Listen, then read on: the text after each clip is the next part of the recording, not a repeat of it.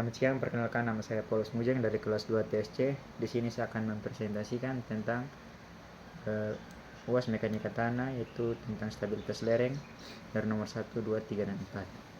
Nomor 1 diketahui diameter fondasi sama dengan 2,5, radiusnya sama dengan 1,25 meter. Diameter fondasi yang kedua 25 meter, radiusnya masih sama 1,25 meter. Dalam fondasi atau DF sama dengan 1,7 meter.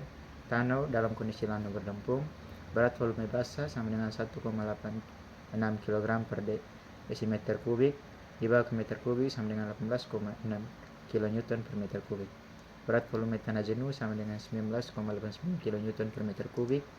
CU di sini 450.000 kN per meter persegi. Theta U-nya sama dengan 27 derajat. Di sini saya menggunakan teori tersagi karena kondisi dangkal atau bulat. Rumusnya Coulomb sama dengan C aksen kali NC kali Q NQ tambah 0,3 kali Y kali B kali NY. Yang pertama, muka air terletak pada 1,5 dari permukaan.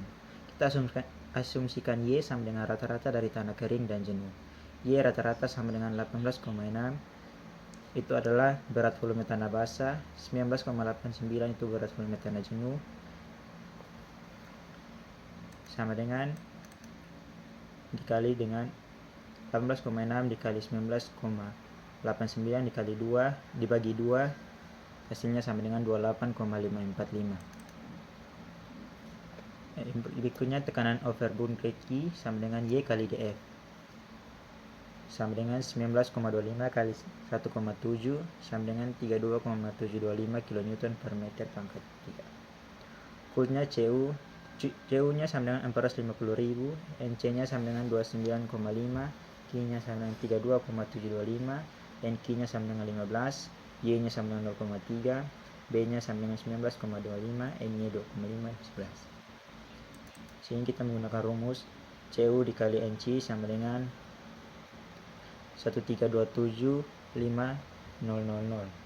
Berikutnya menggunakan rumus Q kali NQ 32,725 kali 15 sama dengan 484,33 dan Y kali B kali NY sama dengan 158,8125. Sini kita menggunakan rumus Coulomb, yaitu sama dengan ini. C aksen kali NC tambah QNQ tambah 0 kali 3Y kali B kali N kali Y. Hasilnya sama dengan 13275.000 ditambah dengan 484,33 ditambah dengan 158,8125, hasilnya sama dengan 1327563,14. Di sini C aksennya sama dengan 0 karena kita menggunakan tanah kohesif uji geser atau tak terkonsolidasi gunakan CU. Faktor pembentuk fondasi lingkaran NC-nya sama dengan 29,5. Ini NC 29,5, NQ-nya 14,8, NQ-nya 14,8 atau 15, N-nya sama dengan 11. Yang berikut B, muka air tanah pada dasar fondasi. Rumusnya itu DF itu 18,6 atau berat volume tanah basah dikali dengan kedalaman fondasi. Hasilnya sama dengan 31,62 kN per meter persegi. Masih menggunakan rumus yang sama, yaitu Coulomb, yaitu sama dengan 450.000 kali 29,5 sama dengan 1E tambah 07 lalu 3162 kali 15 sama dengan 467,976. Yang C, muka air tanah pada 2,5 meter dari permukaan. Seluruh fondasi berada di atas muka air tanah. Gunakan berat tanah kering Y sama dengan 18,6. Hasilnya sama dengan kondisi B karena Y itu tetap. Yang kedua, jenis-jenis perbaikan tanah. Yang pertama, stabilisasi tanah adalah proses memperbaiki sifat-sifat tanah dengan meningkatkan kekuatan dan stabilitasnya. Hal ini dapat dilakukan dengan menggunakan bahan-bahan seperti semen, kapur, atau bahan kimia lainnya. Yang kedua, pemadatan tanah. Pemadatan tanah adalah proses meningkatkan kepadatan tanah dengan menggunakan alat-alat seperti pemadat tanah atau roller. Hal ini dapat membantu meningkatkan kekuatan tanah dan mengurangi penurunan tanah. Yang ketiga, drainase tanah. Drainase tanah adalah proses memperbaiki sistem drainase tanah untuk mengurangi kadar air dalam tanah. Hal ini dapat dilakukan dengan menggunakan pipa drainase, sumur resapan, atau sistem drainase lainnya. Keempat, injeksi tanah. Injeksi tanah adalah proses memasukkan bahan-bahan seperti semen atau bahan kimia lainnya ke dalam tanah untuk memperbaiki sifat-sifat tanah. Hal ini dapat membantu meningkatkan kekuatan tanah dan mengurangi penurunan tanah. Kelima, preloading. Preloading adalah proses memberikan beban pada tanah sebelum konstruksi bangunan untuk memadatkan tanah dan mengurangi penurunan tanah.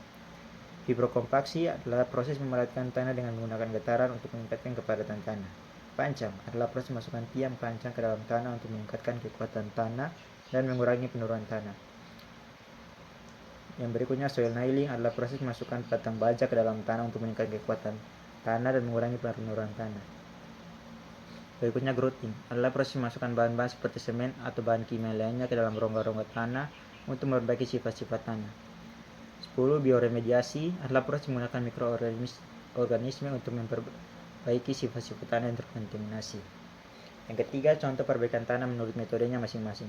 Yang pertama, metode stabilitas tanah, yaitu untuk meningkatkan kekuatan tanah pada proyek jalan raya, stabilitas tanah dengan kapur untuk mengurangi pengembangan tanah pada proyek bangunan, stabilisasi tanah dengan bahan kimia untuk meningkatkan kekuatan tanah pada proyek dermaga. Keempat, stabilisasi tanah dengan fly ash untuk mengurangi biaya konstruksi pada proyek jalan tol, stabilisasi tanah dengan polimer untuk meningkatkan kekuatan tanah pada proyek tambang. Metode pemadatan tanah. Pemadatan tanah dalam roller meningkatkan kepadatan tanah pada proyek jalan raya, pemadatan tanah dengan pemadatan tanah untuk meningkatkan kekuatan tanah pada proyek bangunan, pemadatan tanah dengan vibratory roller untuk meningkatkan kepadatan tanah pada proyek dermaga, pemadatan tanah dengan dynamic compaction untuk meningkatkan kekuatan tanah pada proyek tanggul, pemadatan tanah dengan impact compaction untuk meningkatkan kepadatan tanah pada proyek jalan tol. Berikutnya ada metode drainase tanah, yaitu dengan pemasangan pipa drainase untuk mengurangi kadar air dalam proyek bangunan, pembuatan sumur resapan untuk mengurangi kadar air dalam tanah pada proyek jalan raya, pemasangan sistem drainase untuk mengurangi kadar air dalam tanah pada proyek dermaga, membuat saluran drainase untuk mengurangi kadar air dalam tanah dan proyek tanggul, pemasangan pompa drainase untuk mengurangi kadar air dalam tanah pada proyek jalan tol. Yang berikutnya ada metode injeksi tanah. Metode injeksi tanah yang pertama, injeksi semen untuk meningkatkan kekuatan tanah pada proyek bangunan, injeksi bahan kimia untuk mengurangi pengembangan tanah pada proyek jalan raya, injeksi polimer untuk meningkatkan kekuatan tanah pada proyek dermaga, injeksi fly ash untuk mengurangi biaya konstruksi pada proyeksi jalan tol, injeksi silikat untuk meningkatkan tanah pada proyek tanggul. Ada berikut metode lainnya, yaitu preloading. Ada fibrokompaksi, pancang, soil nailing, grouting. Itu bertujuan untuk memperbaiki tanah dan kualitas tanah. Berikutnya ada nomor 4, yaitu stabilitas lereng. Di sini saya menggunakan angka yang terakhir, yaitu 1. Tinggi lerengnya 12 ditambah 1 sama dengan 13. Berat volumenya 16 ditambah 1 sama dengan 17. Sudut geser 19 ditambah dengan yang terakhir 1, yaitu 20. Sudut lerengnya sama dengan degrees ke atas kali setengah sama dengan 26 kali 5, 6505 kali 20. Koesi kita menggunakan 20 karena hasilnya 19 ditambah dengan 1 angka yang terakhir 20. Panjang busur L-nya 14,3 sama dengan 1,1 dikali dengan tinggi lereng. Yang berikutnya berat tanah. Berat tanah itu sama dengan 13 atau tinggi lereng dikali berat volume dikali setengah sama dengan 110,5. Cos alfa di sini sama dengan cos kali radian sekali dengan sudut lereng. Hasilnya 0,8944,27. Sin alfa menggunakan rumus sin radian dikali dengan sudut lereng sama dengan 0,4472,14. Tan alfa menggunakan rumus tan radian dikali dengan sudut geser sama dengan 0,36397. Rumus Arrhenius dapat dari 20 atau kohesi dikali panjang busur ditambah dengan berat tanah dikali dengan cos alfa dikali dengan sin alfa dengan tan alfa dibagi dengan berat tanah dikali dengan sin alfa. Hasilnya 6,5151411. Episode-nya juga sama, yaitu 6,514,11. Di sini karena menggunakan metode FS Arrhenius-nya 6,514 hanya sama dan itu lebih dari 1, maka lereng tersebut stabil atau tidak akan terjadi longsor. Demikian presentasi saya. Terima kasih dan salam.